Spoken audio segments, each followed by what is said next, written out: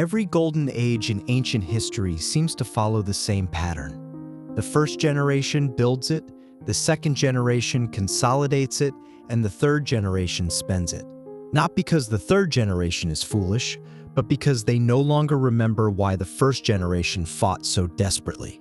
This pattern repeats throughout Chinese history, and the most perfect example is Tang Lilongji.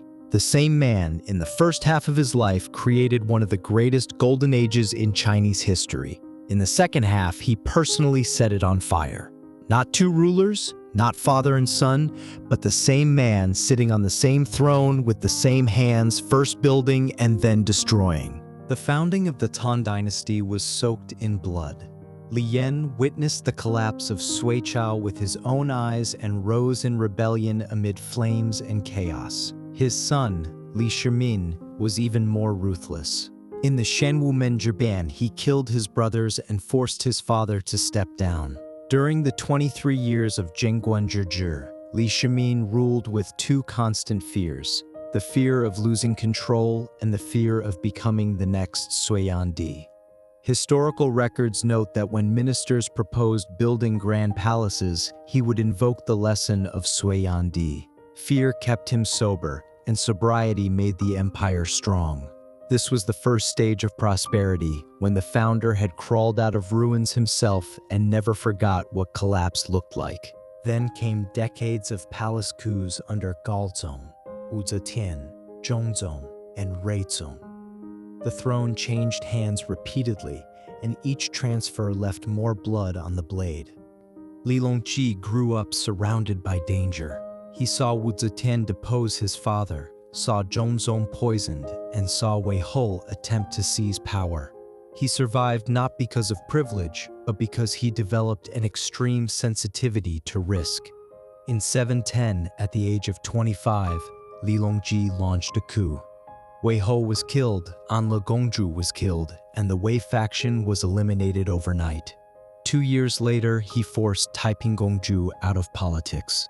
He was decisive, cold, and clear-minded. He understood the rules of power because he had watched too many die playing the game. When he became emperor, he did something extraordinarily difficult. He restrained himself. He appointed Yao Chong as chancellor, and Yao Chong presented 10 conditions, many of which limited imperial authority itself.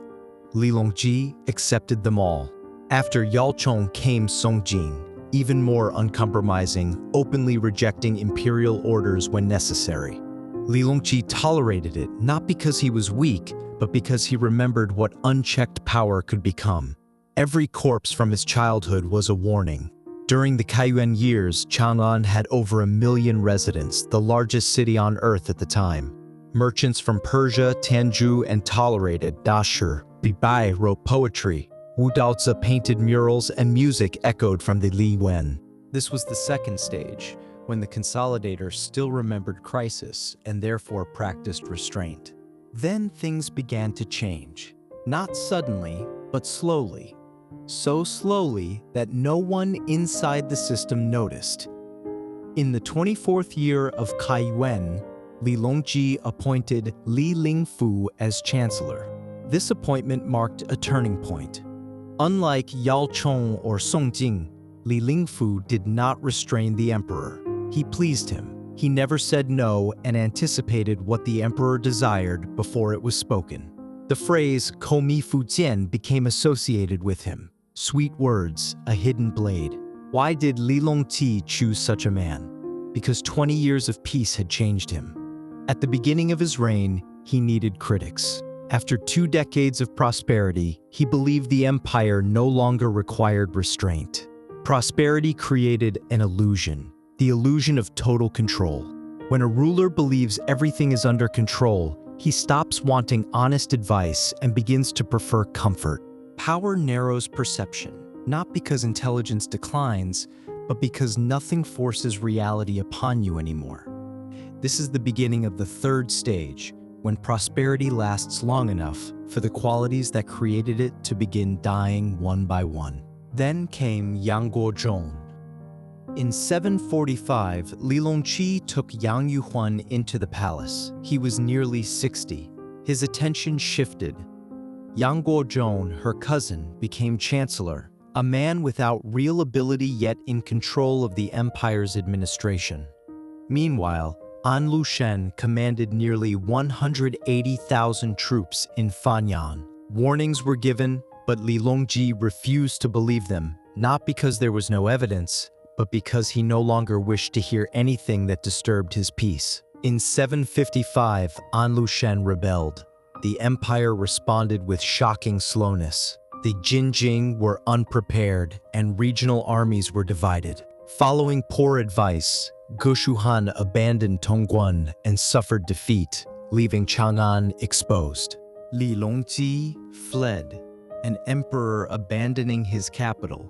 This was the sound of a golden age breaking. At Mawepor, the army mutinied.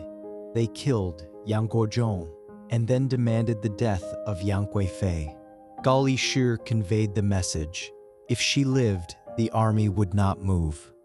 6 days earlier, Li Longji had ruled the world, music filling his palace and warm springs flowing at Huaqingchi. Now he stood before soldiers who could kill him. He ordered her execution with a white silk cord.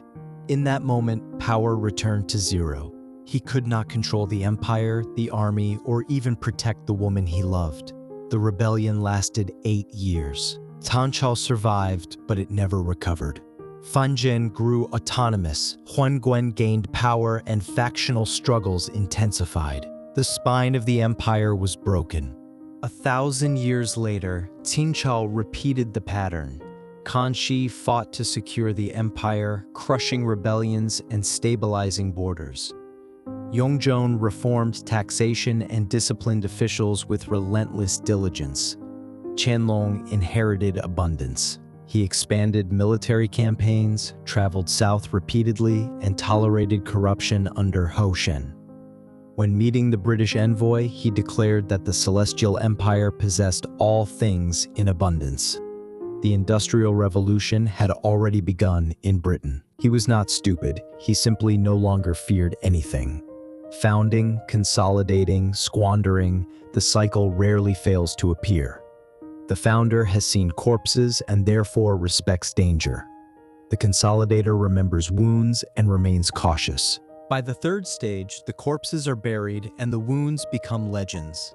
He inherits everything but not the hunger that built it, and a ruler who fears nothing is the most dangerous ruler of all. That is the cruel paradox of power. The more successful you are, the less reason you feel to preserve the qualities that made you successful. Golden ages are not destroyed by enemies, they are destroyed by themselves.